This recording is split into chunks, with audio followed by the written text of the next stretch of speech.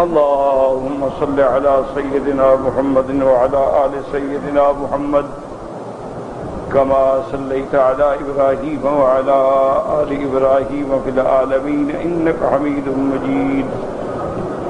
أعوذ بالله من الشيطان الرجيم. بسم الله الرحمن الرحيم. وآية لهم الليل نسلخ منه النهار فإذا هم مظلمون والشمس تجري لمستقر لها ذلك تقدير العزيز العليم. والقمر قدرناه منازل حتى عاد كالأرجون القديم. لا الشمس ينبغي لها أن تدرك القمر ولا الليل سابق النهار وكل في فلك يسبحون. قال المؤلف المفسر رحمه الله تعالى أدام النفع بعلومه وعلومكم في الدارين آمين. إلى أن قال البخاري رحمه الله تعالى حدثنا أبو نعيم قال حدثنا الأعمش عن إبراهيم التيمي عن أبيه عن أبي ذر رضي الله تعالى عنه قال كنت مع النبي صلى الله عليه وسلم في المسجد عند غروب الشمس فقال يا أبا ذر أتدري أين تغرب الشمس؟ قلت الله ورسوله أعلم. قال فإنها تذهب حتى تسجد تحت العرش فذلك قوله تبارك وتعالى والشمس تجري لمستقر لها ذلك تقدير العزيز العليم. اب الحمدللہ جیسے خلاصہ درس میں نے عرض کیا تھا کہ والشمس تجری لمستقر لها، مستقر جائے قرار، تو مستقر زمانی مراد ہے یا مکانی مراد ہے؟ ایک بعض علماء فرماتے ہیں مستقر زمانی ہے، یعنی سورج اپنی رفتار پہ جاری رہے گا، جب وہ وقت آ جائے گا سب کچھ ختم، دنیا ختم، نظام ختم، شمس ختم، آسمان ختم، قیامت قائم ہو جائے گا، تو اس زمانے تک یعنی اس کی سروس جاری ہے۔ یہ تو ہو گیا مستقر زمانی۔ مستقر مکانی کا معنی یہ ہوتا ہے کہ وہ ایک خاص مقام ہے کہ جس سے سورج نے سب سے پہلے پیدا ہونے کے بعد طلوع شروع کیا تھا، وہ اس کی ابتدا ہے، اور پیدا ہونے کے بعد جہاں شروع ہو کے ختم ہوا تھا وہ اس کا مقام غروب ہے۔ تو اس لیے علماء فرماتے ہیں کہ یہ مکانی مراد ہے، اور عرش کے نیچے جا کے سجدہ ریز ہو کے اللہ سے اذن طلب کرتا ہے، اور اذن ملنے پر پھر اپنی رفتار پہ چلتا ہے۔ تو اب اس میں یہ باتوں میں نہ رہیں کہ سجدہ کیسے کرتا ہے، کوئی بندے کا سجدہ تھوڑا ہے، وہ تو سورج ہے، اور پھر عرش ساری کائنات کو محیط ہے، تو عرش کے نیچے تو ہر وقت ہے، اس سے تو نکل ہی نہیں سکتا۔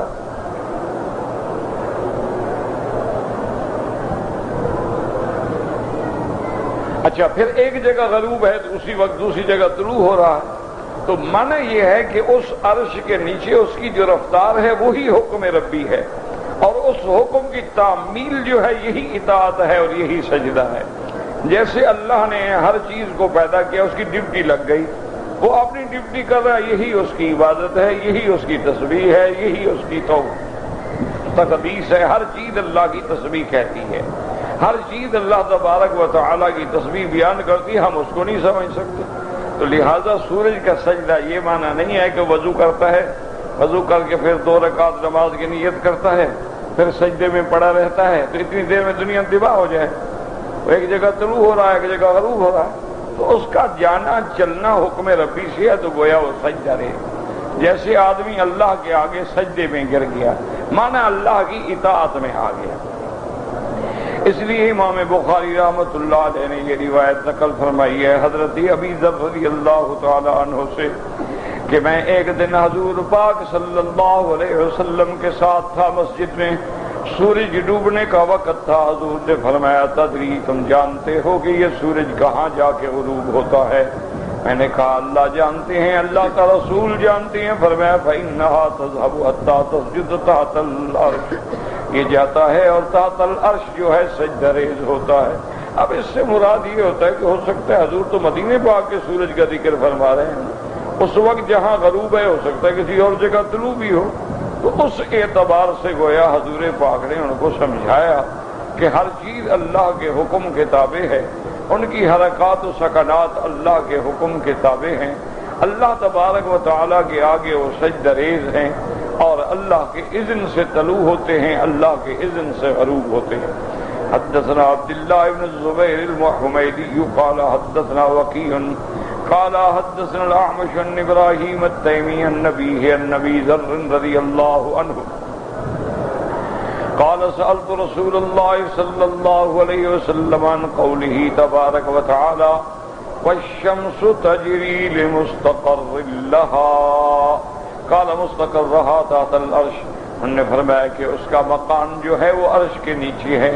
هكذا أوردها هنا وقد أخرجه في أماكن متعددة ورواه بقية الجماعة إلا ابن ماجه من طرق الأعمش به، سب نے یہ روایت نقل فرمائی۔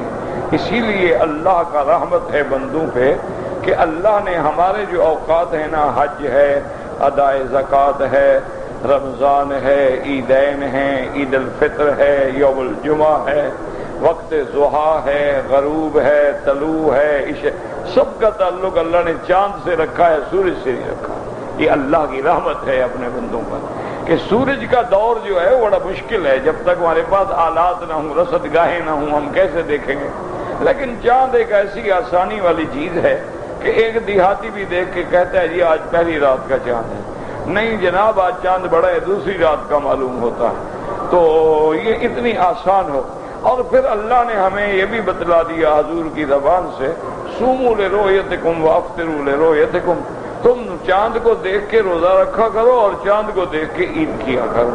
کہیں نظر نہیں آیا کوئی بات نہیں، اللہ کیونکہ ہم چاند کے پجاری تھوڑے ہیں، یہ تو ایک علامت کا اظہار ہے کہ چاند نظر آیا روزہ شروع ہو گیا، نظر آیا عید ہو گئی، نہ نظر آئے آپ نے فرمایا فإن غم علیکم، اگر چاند چھپ جائے فأتموا 30، تم 30 دن اپنے پورے کر دو بس۔ حالانکہ چاند تھا لیکن چھپ گیا، ہمیں نظر نہیں آیا، 30 دن پورے کر دو۔ تو اللہ تبارک و تعالیٰ نے شہود چاند کا ذکر کیا ہے، وجود چاند کے ہم پابند نہیں ہیں کہ ہم چاند کو ڈھونڈتے پھریں گے چاند کہاں ہے، اور مشینیں لے آئیں اور ہیلی کاپٹر پہ چڑھ جائیں اور اوپر بھاگیں اور نیچے بھاگیں اور سائنسی معلومات اور جدید ٹیکنالوجی، کیا ضرورت ہے؟ ہم یہ چاند سورج تو ہمارے تابع ہیں، ہمیں ان کے تابع کیوں بناتے ہو؟ اس لیے قرآن کہتا ہے فمن شہد منکم الشہر فلیصمہ، بس جس نے دیکھ لیا روزہ رکھے، نہیں دیکھا نہ رکھے۔ اچھا خدا کی قدرت ہوتی ہے ایک شہر میں نظر آ گیا ہے، مثلا کراچی میں نظر آیا، لاہور میں نظر نہیں، نہ رکھے کوئی بات نہیں۔ بعض جو ہے نا وہ ایک اقلیم ایک ہوتا ہے، ایک جگہ نظر آ جائے تو سب کے لیے کافی ہو جاتا ہے۔ تو اس لیے بہرحال تو مسلمان نہ چاند کا تابع ہے، نہ سورج کا، نہ ستاروں کا، بلکہ چاند سورج ستارے سب مسلمانوں کے لیے ہیں۔ تو اس لیے ہمیں کوئی ضرورت نہیں ہے کہ ہم مشینیں ڈھونڈیں اور آلات ڈھونڈیں۔ یسألونک عن الأہلة قل ہی مواقیت للناس، اللہ پاک نے فرمایا میرا باپ سے لوگ پوچھتے ہیں چاند کے بارے میں، یہ چاند جو ہے ہم نے اس کو لوگوں کی اوقات میقات کے لیے، اوقات وقت جاننے کے لیے آسان کر دی۔ اب چاند ہے اس کی 28 منزلیں ہیں، 28 دن پورے ہوئے ڈوب گیا، پھر یہ 29 کا ہو گیا یا 30 کا ہو گیا، السلام علیکم۔ اور ہر آدمی کہتا ہے آج تو 13ویں کا، آج جناب 14ویں کا چاند ہے، آج چاند پورا کھلا ہوا ہے۔ تو ہر آدمی دیکھ کے بتا سکتا ہے، اور سورج ہر آدمی دیکھ کے بتا نہیں سکتا۔ پھر اس کا 360 دن کا دورہ ہے، پورے 1 سال کے بعد اس کا دورہ مکمل ہوتا ہے۔ وقال الامام احمد حدثنا محمد بن عبید النام بن ابراہیم التیمی النبی نبی ذر رضی اللہ تعالی عنہ قال كنت مع رسول اللہ صلی اللہ علیہ وسلم في المسجد حتى غربت الشمس فقال يا ابا ذر اتدري اين تذهب الشمس قلت الله ورسوله اعلم قال فانها تذهب حتى تسجد بين يدي ربها عز وجل فتستأذن في الرجوع فيؤذن لها وَكَأَنَّهَا قَدْ قِيلَ لَهَا ارْجِعِي مِنْ حَيْثُ جِئْتِ فَتَرْجِعُ إِلَى مَطْلَعِهَا وَذَلِكَ مُسْتَقَرُّهَا۔ اب فرماتے ہیں کہ حضرت ابی ذر رضی اللہ تعالیٰ عنہ سے روایت ہے کہ میں حضور پاک رحمت دو عالم صلی اللہ علیہ وسلم کے ساتھ مسجد میں تھا۔ سورج جب ڈوب گیا تو حضور نے فرمایا یا ابا ذر، ابا ذر جانتے ہو این تذهب الشمس، یہ سورج کہاں غروب ہو جاتا ہے؟ قلت اللہ ورسولہ اعلم، قال فإنها تذهب حتى تسجد بين يدي ربها عز وجل، یہ جا کے اپنے رب کا سجدہ کرتا ہے، فتستأذن في الرجوع فيؤذن لها، اور اذن مانگتا ہے کہ میرا مولا مجھے اجازت ہے کہ میں طلوع ہوں۔ وَكَأَنَّهَا قَدْ قِيلَ لَهَا، اس کو کہا جاتا ہے ارجعی من حیث جئت، وہیں سے جاؤ جہاں سے تم طلوع ہوتے ہو ادھر سے ہوتے ہو۔ وَتَرْجِعُ إِلَى مَطْلَعِهَا، وہ اپنے مقام طلوع پہ آتا ہے، وَذَلِكَ مُسْتَقَرُّهَا، یہی اس کا مستقر ہے۔ ثم قرأ والشمس تجري لمستقر لها، وقال سفيان الثوري عن الأعمش عن إبراهيم التيمي عن أبي ذر رضي الله عنه قال قال رسول الله صلى الله عليه وسلم لأبي ذر حين غربت الشمس أتدري أين تذهب؟ قلت الله ورسوله أعلم، قال فإنها تذهب حتى تسجد تحت العرش وتستأذن في أذنها وَيُوشِكُ أَن تَسْجُدَ فَلَا يُقْبَلْ مِنْهَا وَتُسْتَأْذَنْ فَلَا يُؤْذَنُ لَهَا وَيُقَالَ ارْجِعِي مِنْ الْمَغْرِبِ وَذَلِكَ قَوْلُهُ وَالشَّمْسُ تَجْرِي لِمُسْتَقَرٍّ لَهَا۔ اس روایت میں یہ آتا ہے کہ وہ اذن لیتا رہتا ہے، جب قیامت قریب آ جائے گی وہ اذن مانگے گا تو نہیں ملے گا، اس کو حکم ہوگا کہ مغرب سے طلوع ہو جاؤ تو پھر وہ مغرب سے طلوع ہو جائے گا۔ اصل میں ان آیات میں ہمارے سمجھنے کے لیے اتنا ہے کہ ہر چیز اللہ کے حکم سے چل رہی ہے، سورج ہے، چاند ہے، ستارے ہیں، ہوائیں ہیں، بادل ہیں، سب اللہ کے حکم کے تابع، بس ہمیں یہ سمجھانا ہے۔ باقی باریکیوں میں پڑھنے کا نہ کوئی فائدہ ہے اور نہ اس سے کوئی دینی یا دنیا، اب دیکھیں نا جی دنیا میں اس وقت بڑی طاقتیں اس دوڑ میں پڑی کہ ہم نے چاند پہ پہنچنا ہے، پہنچ گئے، ہم نے خلاؤں میں اسٹیشن بنانے ہیں، بنا لیے، اب وہ اس دوڑ میں ہیں کہ مشتری پہ پہنچے، مریخ پہ پہنچے، کوشش کر رہے ہیں شاید پہنچ بھی جائیں، کوئی بڑی بات نہیں۔ اچھا اب انہوں نے ایک اور جدید ترقی کی ہے کہ سٹار وار پروگرام ہے کہ اپنے ملک پر وہ ایک ایسا جال بچھا دیں گے کہ دنیا سے کہیں سے میزائل آئے ان کے ملک میں نہیں جا سکتا، وہ اسی سے ٹکرا کے ختم ہو جائے گا۔ لیکن مجھے یہ بتائیں کہ اس ساری ترقی سے قوم کو ملا کیا؟ آپ پڑھے لکھے لوگ ہیں، آپ سمجھیں، ہم تو مولوی لوگ ہیں، ان پڑھ لوگ ہوتے ہیں، مسجدوں کے پڑے ہوئے اور پڑچیوں پہ بیٹھ کے پڑے ہوئے، اور پھر ہم نے کوئی جدید علوم بھی حاصل نہیں کیے ہوتے۔ یہ تو آپ لوگ ہیں نا، آپ کے معلومات ہوتے ہیں کہ بطلیموس کیا کہتا ہے، فیثاغورس کیا کہتا ہے، ارسطو کیا کہتا ہے، اوکلیدس کیا کہتا ہے، یہ تو آپ جانتے ہیں نا، ہم مولوی غریبوں کو کیا پتا بیچاروں۔ تو آپ مجھے سمجھائیں کہ چلو جی ایٹم بم بن گیا، ٹھیک ہے، فائدہ کیا ہوا؟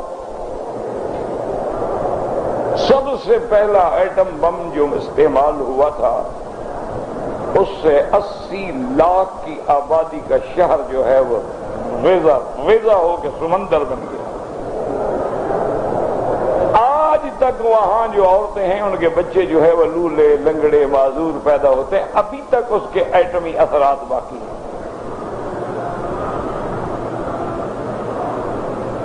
یہی فائدہ ہوا ایٹم بم بنانے کا، یہی فائدہ ہوا کہ ایک قوم نے اپنی فرعونیت کو ثابت کرنے کے لیے ایک ملک پہ ایٹم بم مار دیا۔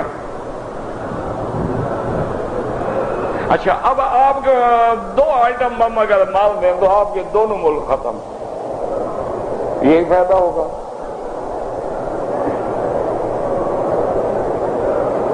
یعنی قوم کو کیا ملا؟ مجھے آپ یہ بتائیں۔ عرب اربہ ڈالر نہیں، ساری طاقتوں نے جو ایٹم پہ خرچ کیا ہے وہ کھربوں میں، ٹریلین میں ہے، یعنی کم از کم 10,000 کھرب ڈالر اس میں خرچ ہو چکا ہے۔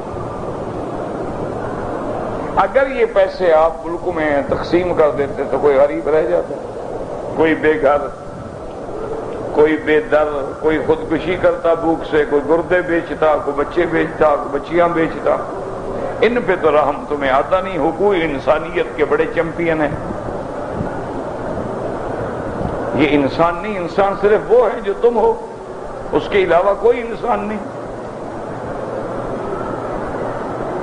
تو اس لیے اللہ اپنے بندوں کو ان چیزوں میں ڈالتا ہی نہیں ہے جس کا فائدہ نہ ہو۔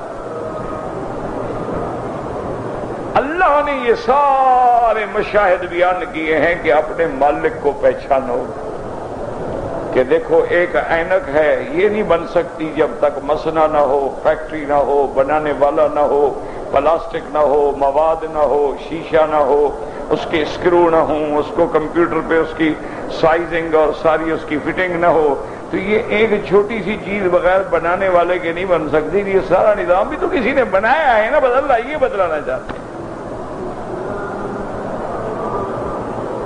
تو جس نے بنایا ہے وہی تمہارا خدا، اسی کو راضی کر لو۔ یہ سارے ایٹم بموں کی کوئی ضرورت نہیں ہے، وہ جب چاہیں گے میزائل کی بھی کوئی ضرورت نہیں ہے، ابابیل بھیج دیتے ہیں۔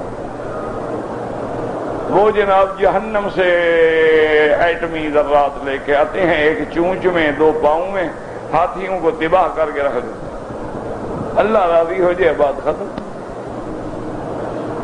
اسی لیے عبد المطلب میرے آقا کے دادا تھے، مکے کے سردار تھے۔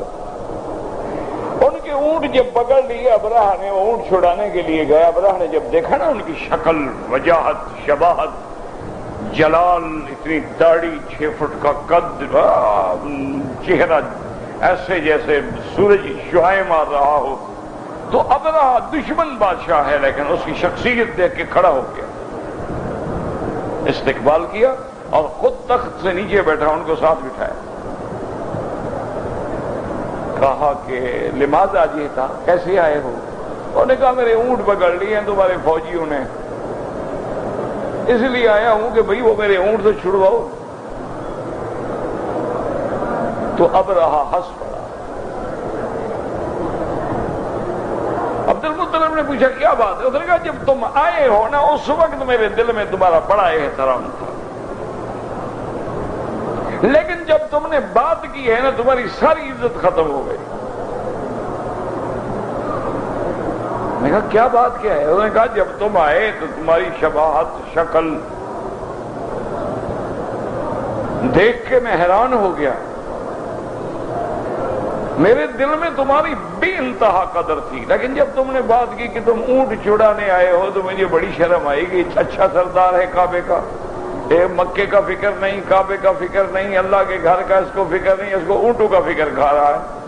میں نے سمجھا تم آگے کہو گے بھی مہربانی کرو، کعبے پہ حملہ نہ کرو، مکے پہ حملہ نہ کرو، ہم لوگوں کے ساتھ رعایت کرو، تم تو اونٹ چھڑانے آئے ہو۔ تو عبد المطلب جوش میں آ گئے، فرمایا ابرہہ انا رب الابل ولہذا البیت رب سیحمی، میں بدبخت، میں اونٹوں کا مالک ہوں، مجھے اونٹوں کا خیال ہے، اس گھر کا بھی کوئی رب ہے جو اس کی حفاظت کرے گا۔ السلام علیکم، کھڑے ہو چلے گئے۔ کیا بات کر رہے ہو تم؟ مجھے اونٹوں کا فکر ہے، گھر والے کو گھر کا کوئی فکر نہیں۔ وَلِهَذَا الْبَيْتِ رَبٌّ سَيَحْمِيهِ، اس گھر کا بھی ایک رب ہے جو اس کی حفاظت۔ آئے اور طواف کیا اور ملتزم پہ کھڑے ہو گئے اور کہا کہ یا رب، ہم قریش عاجز ہیں، ہم ہاتھیوں کے ساتھ مقابلہ نہیں کر سکتے ہیں، لیکن میرا مولا ہمیں حما کا، اپنے گھر کی حفاظت کا نظارہ دکھا ہمیں۔ ملتزم پہ کھڑا ہے، عبد المطلب ہے، لات کے دروازے پہ نہیں گیا، عزا کے دروازے پہ نہیں گیا، منات کے دروازے پہ نہیں گیا، کسی پیر کے دروازے پہ نہیں گیا، کہاں گیا؟ کافر خدا سے مانگے، مسلمان داتا سے مانگے، اب ایمان کا فیصلہ کرو۔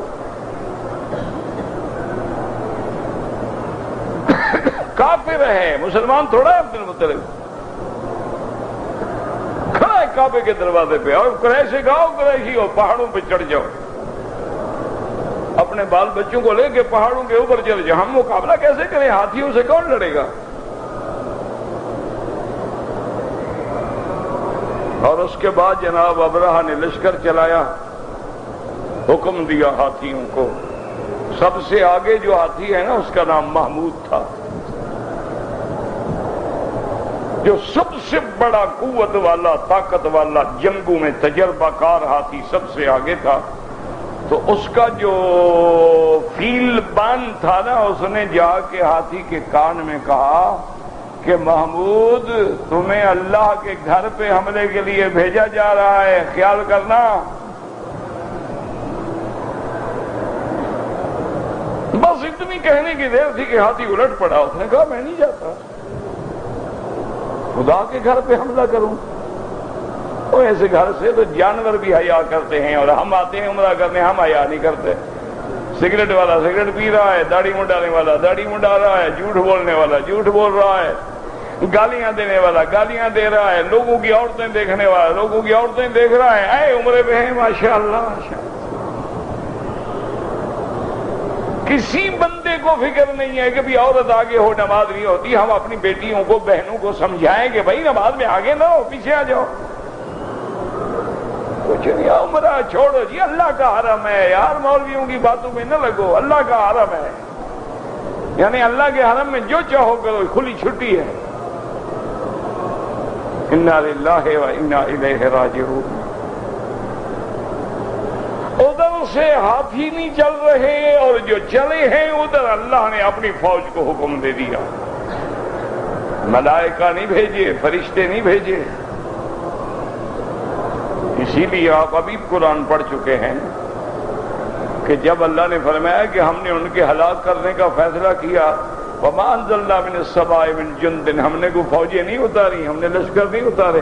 یہاں بھی لشکر دیکھیں کیسا لشکر آیا، اب ہاتھی کا بھی اندازہ کرو، اب ابابیل کا بھی اندازہ کرو۔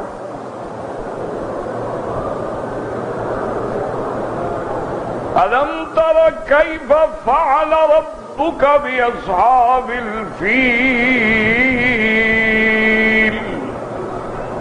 الم یجعل کیدہم فی تضلیل۔ اللہ فرماتے میرے مدنی کیا آپ نے نہیں جانا کہ تیرے رب نے ان ہاتھی والوں کے ساتھ کیا کیا؟ الم یجعل کیدہم، یاد رکھو قید مانا مکر ہوتا ہے، یاد رکھیں کہ لفظ قید مانا مکر ہوتا ہے، مکر کا مانا خفیہ طریقے سے کسی چیز کا نقصان کرنا، اس کو قید کہتے ہیں۔ اسی لیے قرآن میں یوسف علیہ السلام کے قصے میں عزیز نے بیوی سے کہا تھا ان کیدکن عظیم، کہ تم عورتوں کا مکر بہت بڑی چیز ہے۔ اور جب حضرت یوسف علیہ السلام کو پروانہ آزادی ملا تو فرمایا تھا ما بال النسوة التي قطعن أيديهن ان ربی بکیدہن علیم۔ حضرت یوسف نے فرمایا تھا کہ ان عورتوں کا کیا بات ہے، وہ تحقیق ہو گئی کہ ابھی فائل پڑی ہوئی ہے کہ ان عورتوں نے جو مکر کیا تھا اس کے بارے میں میرا رب جانتا ہے، وہاں بھی بکیدہن علیم۔ اسی طرح قرآن کہتا ہے انہم یکیدون کیدا واکید کیدا فمہل الکافرین امہلہم رویدا۔ اللہ فرماتا ہے میرا مدنی تیرے دشمن بھی مکر کرتے ہیں، تدبیریں کرتے ہیں، پر میری تدبیر کا کیا مقابلہ۔ تو قید مکر یاد رکھیے متبادل لفظ ہے۔ فلما سمعت بمکرہن ارسلت الیہن، جب امرأۃ العزیز نے سنا مصر کی عورتوں کے مکر کے بارے میں کہ وہ ایسی باتیں کر رہی ہیں، مجھ پہ الزام دھر رہی ہیں کہ دیکھو بڑے ناز والی عورت بنتی ہے، ایک یوسف کو بھی رجھا نہیں سکی ہے، اس کے مقابلے پہ ہم ہوتے تو ہم اپنے مکر سے یوسف کو غلام بنا لیتی۔ تو مکر اور قید ہوتا ہے خفیہ طریقہ، وہ تو ہاتھی لے کے لڑنے آ رہا ہے تو قید کیا ہے؟ وہ تو کھلا دشمن ہے، ہاتھی لے کے آیا، فوج لے کے آیا، اس میں قید کیا ہے؟ اللہ کے قرآن کو سمجھا کریں، یہ نہیں کہ قرآن پڑھا اور بس چلے گئے۔ أَلَمْ تَرَ كَيْفَ فَعَلَ رَبُّكَ بِأَصْحَابِ الْفِيلِ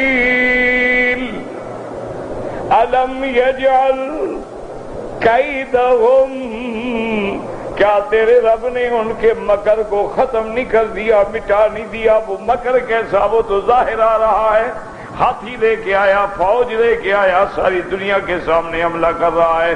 اصل مکر یہ تھا، بظاہر وہ کعبے کو حملہ کر کے مٹانا چاہتا تھا، اور مکر یہ تھا کہ جب یہ کعبہ نہیں رہے گا تو میں نے جو حبشے میں کعبہ بنایا ہے اس کا میں حج شروع کراؤں گا۔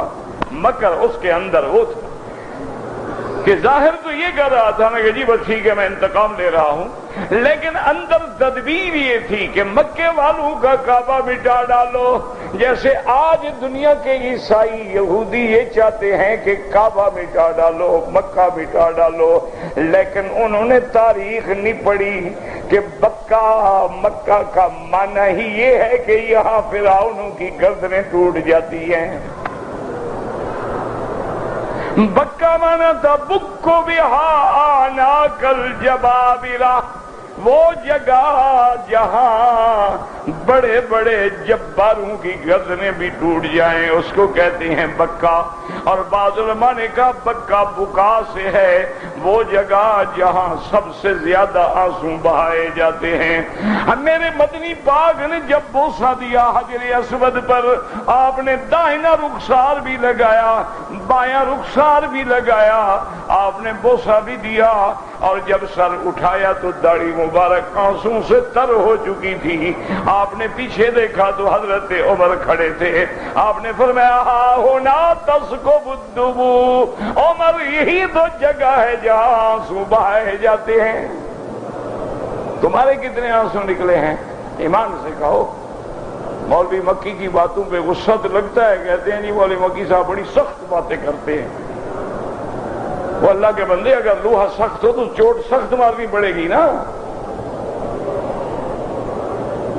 تو مجھے آپ بتائیں آپ کا حجر اسود پر بوسہ دیتے ہوئے کتنے آنسو نکلے؟ یاد رکھو ہمارے دل گندے ہو چکے ہیں، ان پہ زنگ لگ چکی ہے، آنسو کیسے نکلے؟ آنسو تب بہتے ہیں یاد رکھو جب دل کے اندر خدا کی عظمت ہو اور اس کی محبت کی چوٹ لگے۔ آپ دیکھیں بچے کو تکلیف ہو ماں کیسے روتی ہے، کہاں سے وہ دریا آ جاتا ہے؟ آپ کو جس سے محبوب ہیں پیار ہیں ذرا تکلیف سنے آپ روتے ہیں۔ دل نرم ہو، دل میں اللہ کی محبت ہو تو تب آنسو بہیں۔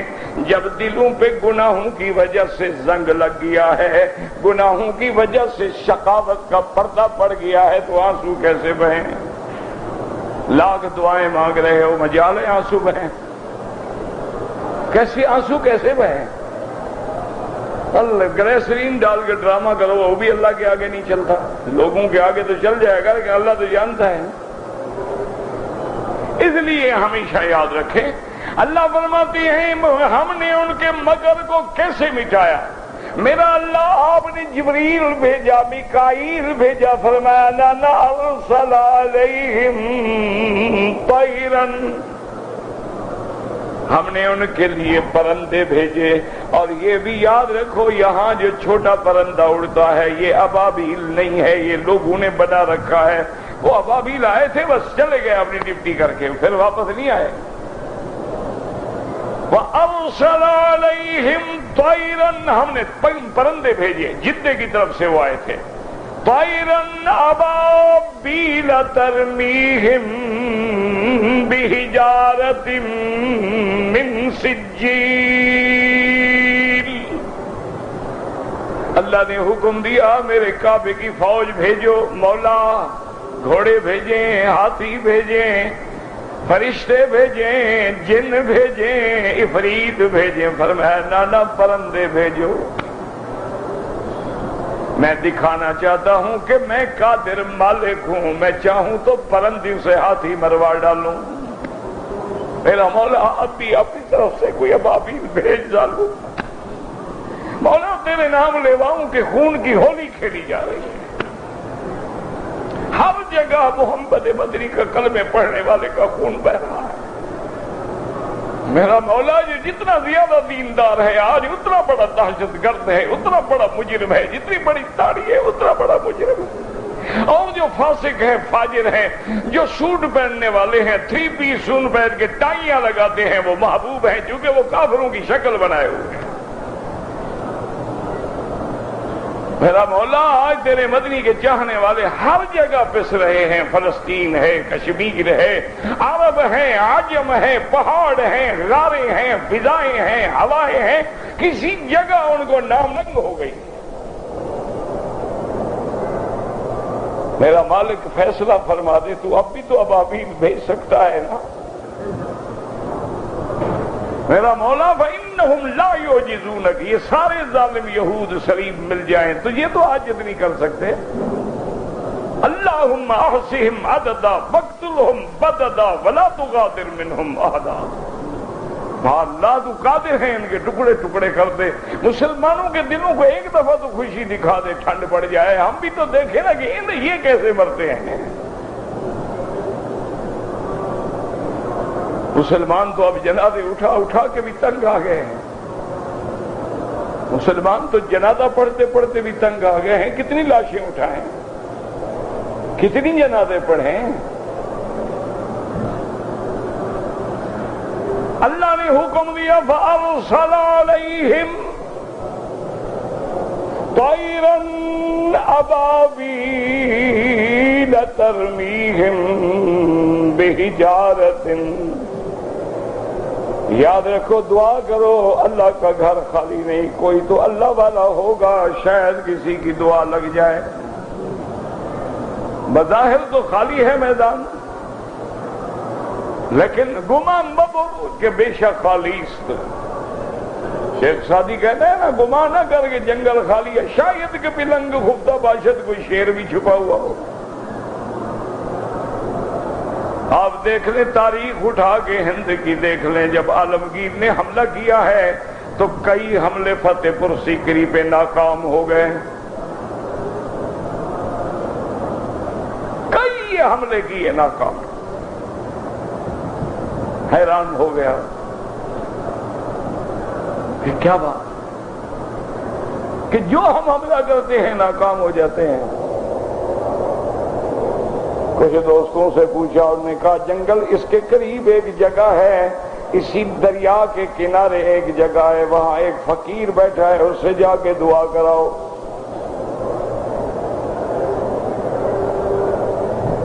اللہ والے بھی ایسے وہ گڈویوں میں لال چھپے ہوتے ہیں، تمہیں پتہ نہیں لگتا، تم ڈھونڈتے ہو محلوں میں، وہ محلوں میں نہیں ہوتے،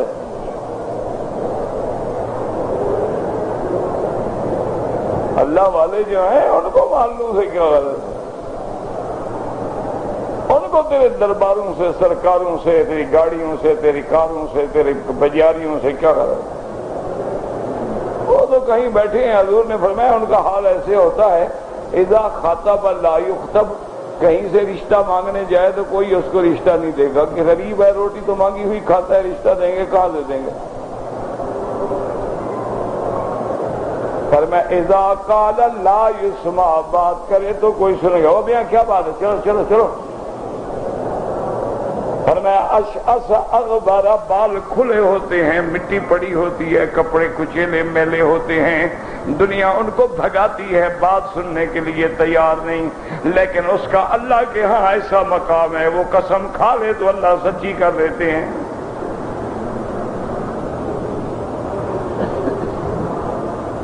اللہ اکبر، رات کو چھپتے چھپتے عالمگیر پہنچا اس فقیر کے پاس، کہا حضرت مہربانی کریں، ہم مسلمان ہیں، کچھ ہیں گناہگار ہیں، جیسے ہیں مسلمان تو ہیں، کلمہ تو پڑھتے ہیں نا، نام تو اللہ رسول کا لیتے ہیں، جو نام ہی صحیح۔ یہ پتہ نہیں ہو رہی، انہوں نے وہ اپنا سامان کیا تھا، ایک گودڑی پڑی تھی، ایک کوئی پرانے کپڑے پڑے تھے، وہ لپیٹے، وہ گودڑی میں ڈالے، گودڑی لکڑی پہ لٹکائی اور سلام علیکم۔ عالمگیر حیران کھڑا ہے، میں نے کیا کہا؟ میں نے کہا دعا مانگو، یہ تو خود ناراض ہو گئے، چل پڑے۔ انہوں نے کہا حضرت میں تو دعا کے لیے حاضر ہوا تھا، آپ کو بھگانے کے لیے تو نہیں آیا تھا۔ انہوں نے کہا بابا جب تک فقیر یہاں بیٹھا ہے فتح نہیں ہوگی، میں جاؤں گا تو فتح ہو جائے گی۔ اللہ نے فقیر کی لاج رکھی ہوئی ہے، اس جگہ پر کسی کو قبضہ نہیں کرنے دیتا۔ بس گئے، دوسرے دن صبح حملہ کیا، عالمگیر فتح پا گیا۔ تو اس لیے یاد رکھیں جو اللہ والے ہیں ان کے ذکر کی وجہ سے ہم بچے ہوئے ہیں، پتہ نہیں وہ کہاں کہاں چھپے ہوتے ہیں، لیکن اگر وہ ذکر اللہ کا ذکر مٹ جائے تو پھر تو قیامت آ جائے نا، وہ تو قیامت آ جائے۔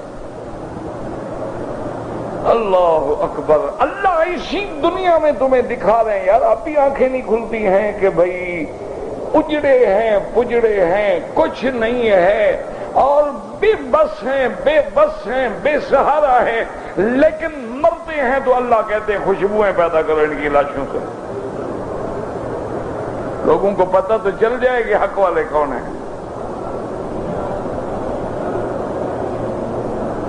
ہماری قبروں کا تو پتہ نہیں کیا حال ہوگا، پتہ نہیں کوئی بدبوئیں اٹھیں گی، کیا ہوگا۔ دعا کرو اللہ رسوا نہ کرے، اس کا قرآن لے کے بیٹھے ہیں، بس اس کی لاج رکھ لے، ورنہ ہمارے پلے میں تو کوئی عمل نہیں جو پیش کریں گے اللہ کی دربار میں۔ اللہ دکھلا رہے ہیں کہ حق اور باطل دیکھ لو، اور وہ وقت قریب آ گیا ہے، یاد رکھو جب جنگ عظیم قریب آ گئی ہے، اور اس میں یاد رکھو انشاءاللہ فتح اسلام کی ہوگی۔ یہ خود اسی لیے مر رہے ہیں نا، ارمڈون ارمڈون ارمڈون جو کر رہے ہیں وہی تو ہے، وہ لڑائی پڑھ کے بیٹھے ہوئے ہیں کتابوں میں۔ وقت قریب آ گیا ہے، فکر نہ کرو، اس کے لیے کوئی مشکل نہیں ہے اپنے دشمنوں کو مار دینا، ہلاک کر دینا۔ اس لیے فرماتے ہم نے پرندے بھیجے، مولا پرندے اچھا پرندوں کو کیا پتا بھی جدے سے اڑے ہیں، مکے آ گئے ہیں، اور 3 انہوں نے جناب ایٹم کے ذرے اٹھائے ہوئے ہیں۔ اچھا وہ مکے میں بھی نہیں گراتے، راستے میں بھی نہیں گراتے، کسی جگہ نہیں، سیدھا مینا پہنچتے ہیں اور ہاتھیوں کے اوپر گراتے ہیں۔ ان کو کس نے بتایا کہ یہی دشمن ہے؟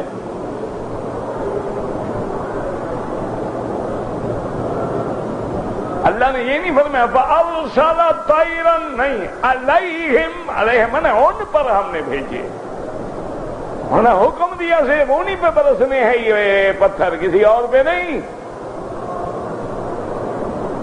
اس لیے علی استعلاء کے لیے ہوتا ہے۔ فَأَرْسَلَ عَلَيْهِمْ طَيْرًا، طَيْرًا تنوین ہے، یاد رکھو اس کو تنوین کہتے ہیں۔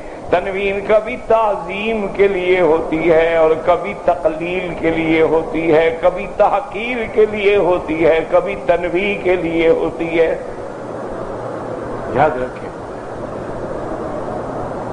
مثلا ان لولا نزل هذا القرآن على رجل من القريتين عظيم، یعنی علی رجل عظیم، یہاں تنوین جو ہے تعظیم کے لیے ہے، اور کبھی تنوین تقلیل کے لیے ہوتی ہے، قلت کے لیے ہوتی ہے۔ کیا مانا کہ جیسے فرمائے سبحان الذی اسری بعبدہ لیلا، یہ تنوین ہے، یہ نہیں کہا لیل فی اللیل من اللیل فی اللیل، لیلا من المسجد الحرام الى المسجد الاقصى، اللہ نے فرمایا وہ ذات جس نے سیر کرائی اپنے بندے کو مسجد الحرام سے مسجد اقصی تک لیلن رات میں،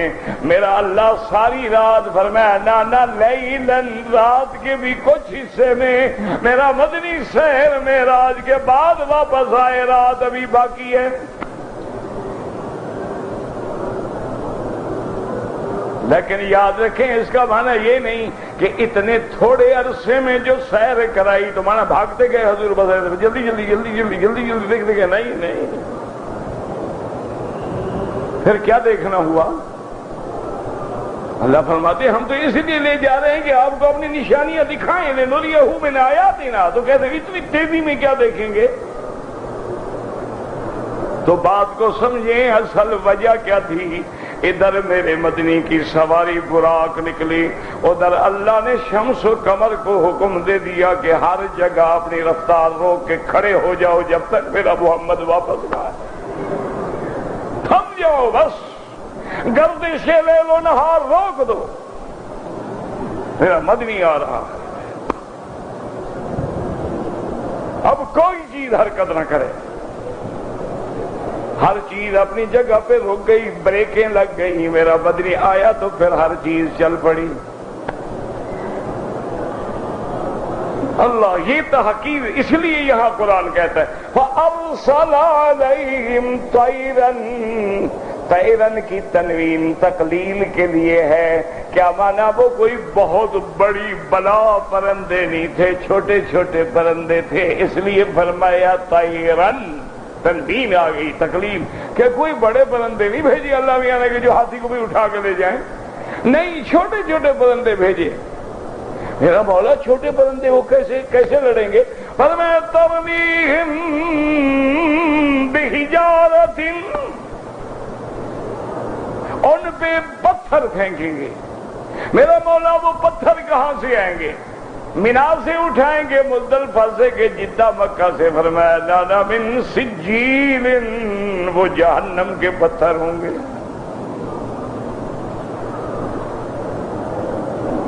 میرا مولا وہ پتھر لگے گا زخم ہو جائے گا، میں نے فَجَعَلَهُمْ كَأَصْفٍ مَّأْكُولٍ، جیسے جانور گھاس کی جگالی کر کے پھینک دیتا ہے، یہ ایسے حال میں ہو جائیں گے، گل جائیں گے، سڑ جائیں گے، ریزہ ہو جائیں گے، دوڑے جو ہیں بھاگے جو ہیں، کوئی راستے میں گرا، کوئی کہیں گرا، کوئی کہیں گرا، کہیں بازو گرا، کہیں انگلی گری، کہیں پاؤں گرا، ٹکڑے ٹکڑے ہو گئے۔ اللہ قادر ہے، اللہ جو چاہے کر دے، تو اس لیے فرماتی ہیں کہ وَالشَّمْسُ تَجْرِي لِمُسْتَقَرٍّ لَهَا، یاد رکھیں اس کے اذن کے بغیر نہ طلوع ہوتا ہے نہ غروب ہوتا ہے، اس لیے اللہ کے پیغمبر نے کہا تھا ان اللہ یاتی بالشمس من المشرق فأت بها من المغرب فبہت الذی کفر واللہ لا یہدی القوم الظالمین۔ ابراہیم علیہ السلام نے فرمایا نمرود میرا خدا تو مشرق سے مغرب کی طرف سورج کو چلا رہا ہے تو الٹا چلا دو۔ اب ہکا بکا ہو کے بیٹھا ہے، اللہ فرماتے ہیں واللہ لا یہدی القوم الظالمین، جو شرک کریں جو ظلم کریں اللہ ان کو سیدھی راہ نہیں دکھلاتا۔ اب دیکھیں نمرود کے سامنے ساری حقیقت واضح ہے لیکن پھر بھی خدا کو نہیں مانتا، ہم مسلمانوں کے سامنے سب کچھ واضح ہے لیکن ہم بھی غیروں کا سجدہ نہیں چھوڑتے۔ کیوں اللہ ہدایت ہی نہیں دیتا ظالموں کو؟ ظالموں کو کیوں ہدایت دے؟ واللہ لا یہدی القوم الظالمین۔ اللہ سے دعا کرے اللہ ہمیں ہدایت دے اور اللہ عالم اسلام کی عزت کا فیصلہ فرما دے۔ اللہ اکبر، اللہ اکبر۔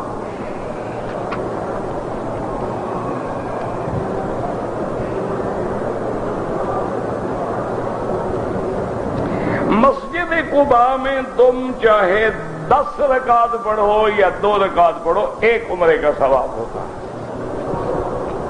وہ تو تو 2 رکعت ایک بیان کیا گیا کہ جو آدمی مدینے سے باقاعدہ باوضو ہو کے، افضل یہ ہے کہ پیدل چلے،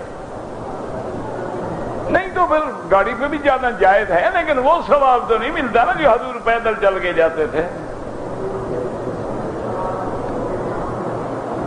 وہاں جا کے 2 رکعت تحیۃ المسجد پڑھے تو گویا عمرہ مل گیا۔ اللہ پاک کے نظام ہے نا، اللہ نے محمد مدنی کے شہر میں بھی عمرے کا انتظام کر دیا نا، کہ مکے میں تو عمرہ ہے، مدینے والے کیا کریں؟ اور میں تم قباء جا کے 2 رکعت پڑھ لو، تم بھی عمرہ لے لو۔ اچھا مکے میں جو عمرہ کرے پتہ نہیں قبول ہوگا یا نہیں، وہ تو لکھا ہے کہ عمرہ مقبول کا ثواب ملے گا۔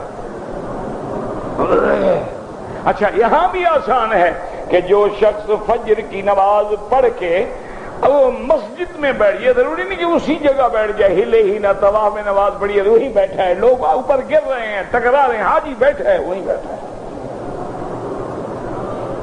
سمجھتا ہے میں بڑا ثواب کما رہا ہوں کہ میں یہاں 2 رکعت بھی پڑھ لوں، تم گناہ کما رہے ہو۔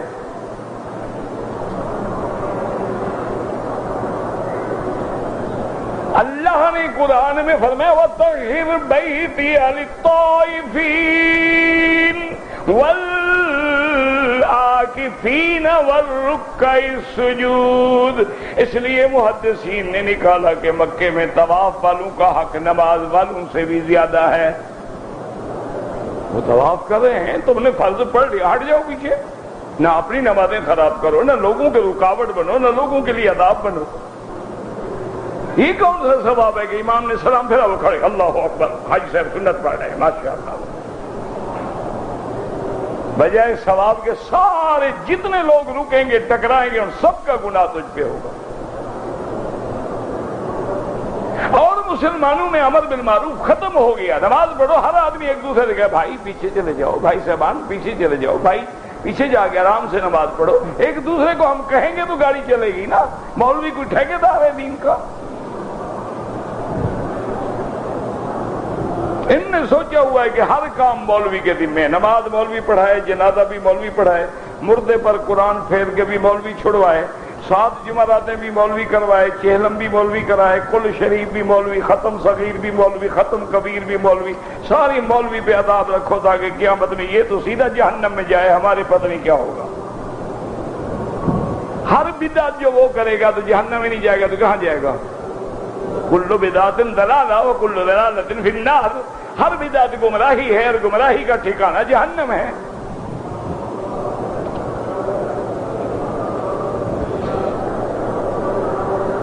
میں نے سر مڈا لیا ہے، اب کچھ لوگ کہتے ہیں کہ 15 دن عمرہ نہ کرو، یہ کوئی مسئلہ نہیں ہے، لوگوں نے کھڑا ہوا ہے، ایک دن میں تم 3 عمرے کرو، 4 کرو، 10 کرو، کر سکتے ہو، بال ہوں یا نہ ہوں ہر دفعہ اس طرح پھروانا پڑے گا۔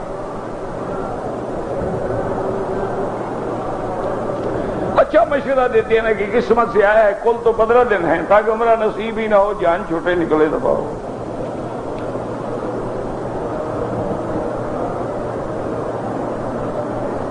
نے کراچی سے احرام باندھا، وہ حالت حیض میں تھی، ٹھیک ہے کوئی بات نہیں، اب مکے میں پہنچ گئی، اپنے ہوٹل میں رہے اور یہ سمجھے کہ میں احرام میں ہوں، کیا مانا؟ خوشبو والا صابن استعمال نہ کرے، میاں بیوی ہیں تو بات نہ کریں زیادہ، اور کنگھی ونگی نہ کرے تاکہ بال نہ ٹوٹے، جب حیض ختم ہو جائے، تسلی ہو جائے، غسل کرے سادہ پانی سے، غسل کر کے اپنا عمرہ پورا کرے، وہی احرام موجود ہے۔ عورت کے لیے نیت ہوتی ہے احرام کی، عورت کو چادریں باندھ کے آتی ہے کہ بدلنی پڑیں گی اس کو؟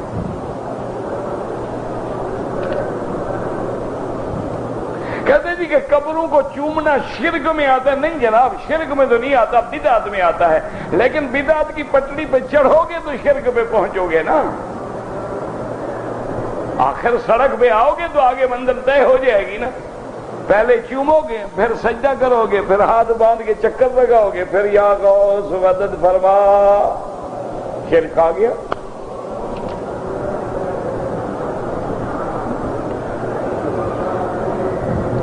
گانا گنگنانا جو ہے گناہ ہے، بالکل گناہ ہے جناب، موسیقی جو ہے، میوزک جو ہے، بغیر میوزک کے بھی، ہاں وہ گنگناؤ جو میرے محمد مدنی کی شان ہو، نعت ہو، وہ پڑھو، یہ تھوڑا ہے کہ تم گانے گنگناتے پھرو فلمی گانے، یعنی قرآن نہیں پڑھ سکتے، درود نہیں پڑھ سکتے، گانا گنگنانے سے تمہیں چین ملتا ہے؟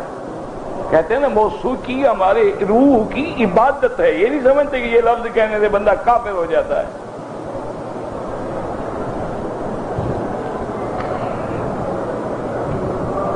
میری بیگم نے مجھے حکم دیا ہے کہ تم سیاہ خضاب داڑھی کو لگایا کرو۔ ہاں تو تم نے بیگم کی ماننی ہے، مولوی وکی سے پوچھنے کی کیا ضرورت ہے؟ جی جب بیگم کا آرڈر ہے وہ تو نہیں چل سکتا نا۔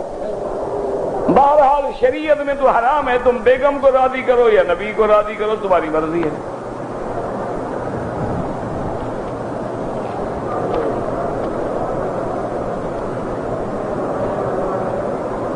اگر کوئی شخص فرض نماز میں 3 رکعات میں الحمدللہ کے ساتھ سورت بھی لائے سجدہ کرے، اگر آدمی عمرے کے بعد اپنے سر کے بال خود اس طرح سے یا سیفٹی سے بالکل جائز ہے۔ ننگے سر نماز پڑھنا بالکل غلط ہے، قرآن کے خلاف ہے۔ یا بنی آدم خذوا زینتکم عند کل مسجد، اللہ نے فرمایا جب نماز کے لیے آؤ پوری زینت پورے لباس کے ساتھ میرے دربار میں حاضر ہوں۔ اور میرے پاک نبی نے کبھی سر ننگا نماز نہیں پڑھائی۔ ایک ہے کپڑا نہ ہو تو جائز ہے، قمیض بھی نہ ہو تو نماز جائز ہے، ٹوپی تو ٹوپی ہے، قمیض بھی نہ ہو پڑھ لو نماز، کوئی بات نہیں۔ لیکن یہ تو نہیں کہ ہو تو پھینک دو، سنت زندہ کر رہے ہیں ماشاءاللہ، تو ٹوپی پہن کے پڑھنا خلاف سنت ہے، بدعت ہے۔ اور سنت زندہ مانا یہ ہوتا ہے کہ سنت ختم ہو جائے، بدعت رائج ہو جائے۔ اگر دونوں سنتیں اور ایک سنت پہ پہلے عمل ہو رہا ہے تو تم کون سی زندہ کر رہے ہو؟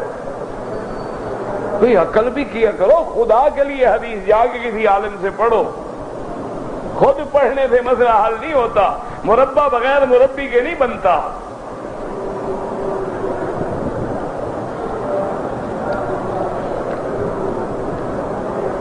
نماز میں خشوع خضوع کا معنی ہے کہ اللہ کی خشیت ہو، خیالات وساوس ادھر ادھر نہ جائیں، سیدھا دل دماغ عبادت میں ہو، کأنک ترا، گویا تم خدا کو دیکھ رہے ہو۔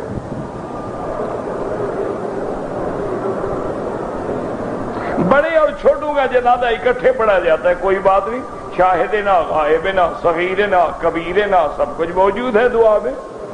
جب دعائیں روز پڑھتے ہو صغیرنا کبیرنا، پھر پوچھنے کی کیا ضرورت ہے؟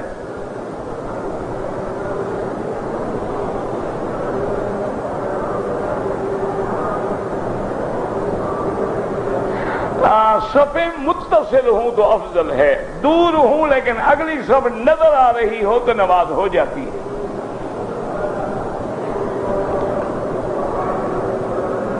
ماہ رمضان میں یہ حضرات وتر پڑھتے ہیں، 2 رکعت پڑھ کے سلام پھیر کے کھڑے ہو کے 1 رکعت پڑھتے ہیں۔ ہم تینوں ملا کے پڑھتے ہیں، دونوں حدیث میں موجود ہیں، کوئی سر پھاڑنے کی ضرورت نہیں ہے۔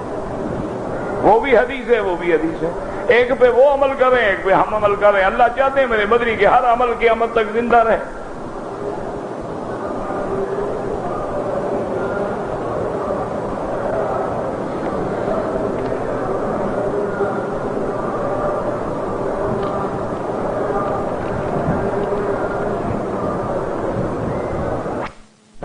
بہرحال آپ نے سر منڈوانے سے پہلے اگر دونوں مونچھیں پوری کینچی سے قطر ڈالی ہیں تو دم پڑ گئی، اگر کوئی تھوڑے بال ہیں تو صدقہ کر دو 2 4 5 ریال۔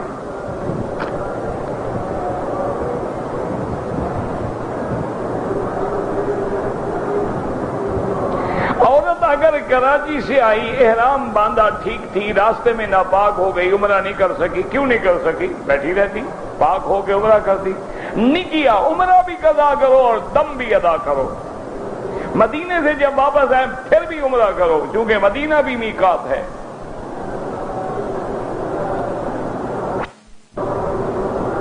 مریض انڈیا میں رہتے ہوئے ہم انشورنس کروائیں، یعنی انڈیا میں اللہ پہ بھروسہ نہیں ہوتا، انشورنس پہ ہوتا ہے۔ مانا یہی ہوا نا کہ وہاں خدا کو لوگ نہیں مانتے، انشورنس پہ بھروسہ کرتے۔ بھئی اگر گورنمنٹ کا کوئی قانون ہے، مجبور ہو، وہ الگ بات ہے۔ آمدن کرانے میں تو جوا بھی ہے اور سود بھی ہے۔ دیکھو نا، آپ نے 2 قسطیں دی، 10 لاکھ کی انشورنس تھی، آپ نے 2 قسطیں دی 10,000، مر گئے تو 10 لاکھ مل گیا نا۔ یہ جوا کیا ہوتا ہے؟ یہی تو جوا ہوتا ہے نا کہ 100 کا پتہ لگایا 1000 آ گیا۔ اچھا آپ نہیں مرے تو مرنے کی جب آپ اس مدت کو پالیسی گزار لیں گے تو آپ کو وہ 10 یعنی اصل پیسہ بھی ملے گا، سود بھی ملے گا۔ تو اس میں تو سود بھی ہے، جوا بھی ہے۔ ایک ہے کہ امپورٹ ہے، ایکسپورٹ ہے، مال ہے، گاڑی ہے، ٹیکسی ہے، بس ہے، گورنمنٹ کا قانون ہے کہ بغیر انشورنس کے آپ روڈ پہ نہیں لا سکتے، آپ کرائیں، بالکل آپ مجبور ہیں۔ منصوبہ بندی بالکل حرام ہے، لعنت ہے اور فرعونی عمل ہے۔ فرعون نے بھی کوشش کی تھی نا کہ بچے پیدا نہ ہوں۔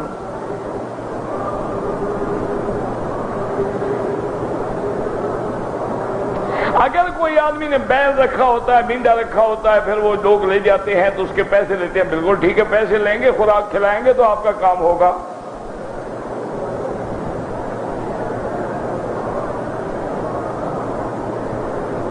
اجرت اگر طے ہو جائے، کم دے تو گناہگار ہے، جو طے ہے وہ دینی ہوگی۔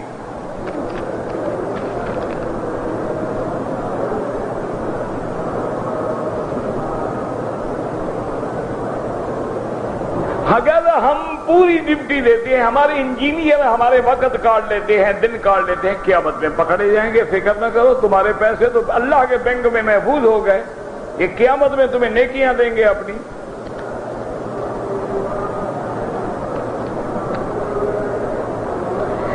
مقام بدر پہ جو کنواں ہے لوگ آب شفا کہتے ہیں، ہم نے آپ سے سنا ہے، آج تک ہم نے پہلے تو سنا ہی نہیں ہے۔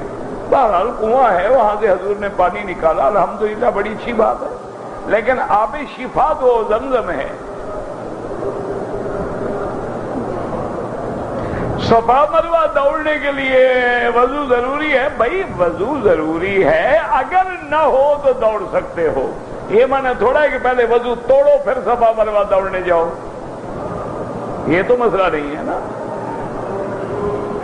عورت احرام میں ہے تو پردہ نہ کرے، کس نے کہا پردہ نہ کرے؟ آگے ایسی چیز لٹکائے کہ پردہ بھی رہے اور کپڑا چہرے کو بھی نہ لگے۔ بی بی عائشہ فرماتی ہے احرام عمرے میں اذا حاذین الرجال سدلنا علی وجوہنا، جب آدمی سامنے آتے ہم فوراً پردہ کر لیتے۔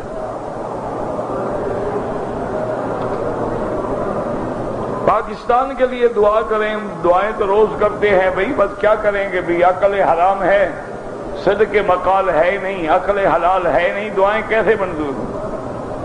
ورنہ دعا تو روز کرتے ہیں کہ اللہ اس ملک پہ رحمت کرے۔ ہم نے اسلام کے نام پہ ملک لیا تھا، اسی اسلام سے غداری کی ہے، آرام کیسے ہو، چین کیسے ہو؟ آپ نے سب سے وفا کی ہے، قرآن سے وفا نہیں کی۔ وہ معزز سے زمانے میں مسلمان ہو کر اور ہم خوار ہیں آج تارک قرآن ہو۔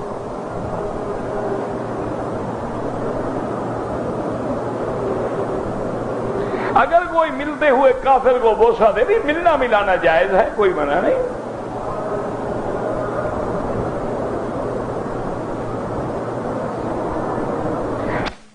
جب بھی عمرہ کیا حرم کے باہر سے احرام باندھا ہے، ایک دفعہ آپ نے جیرانہ سے احرام باندھا ہے اور ایک باقی مدینے سے باندھا، کبھی حرم گھر سے نہیں باندھا۔ اگر گھر سے جائز ہوتا تو بی بی عائشہ کو کیوں بھیجتے مسجد عائشہ؟ عقل کرو نا، حضور مکے میں تو تھے، فرماتے احرام باندھو، جاؤ عمرہ کر کے آ جاؤ۔ مکے میں ہے، رہتا ہے، مقامی ہے، غیر مقام، جب بھی عمرہ کرے باہر جانا ہوگا۔ ربنا تقبل منا انك انت السميع العليم وتب علينا انك انت التواب الرحيم اللهم اجعل لنا وللمسلمين من كل هم فرجا ومن كل ضيق مخرجا ومن كل بلاء عافية صلى الله تعالى على خير خلقه سيدنا محمد وعلى